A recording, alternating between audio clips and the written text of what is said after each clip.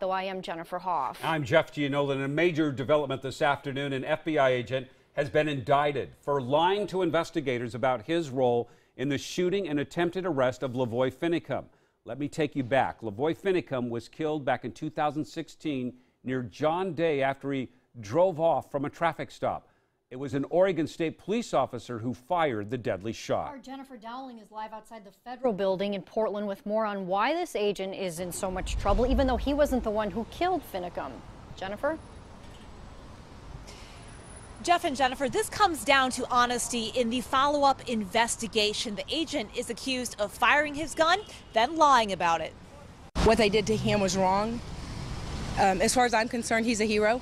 He took a bullet to save the rest of the people in the vehicle. Supporters of Lavoy Finicum were inside the courtroom watching as FBI agent Joseph Astorito was accused of lying about what happened in the moments leading up to Finicum's death. I mean, he didn't just lie, he actually fired a shot.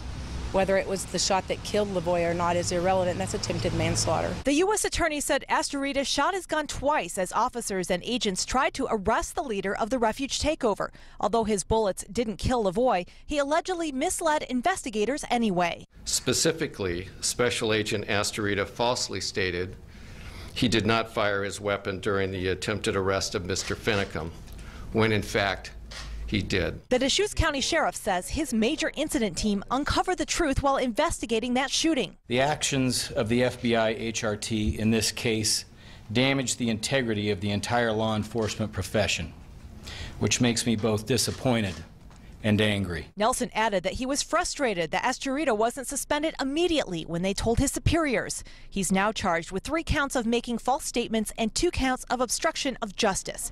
Finicum supporters tell me they're frustrated he was released after court and is not facing more serious charges. I took the question to the U.S. attorney. Supporters of Finicum are asking why Astorita wasn't charged with conspiracy to impede a federal investigation or attempted murder, more serious charges. The charges assessed by the grand jury were those that are borne out by the evidence. Astorita and his attorney didn't want to comment as they left the courtroom. He requested a jury trial. He's scheduled back in court in August. Back to you.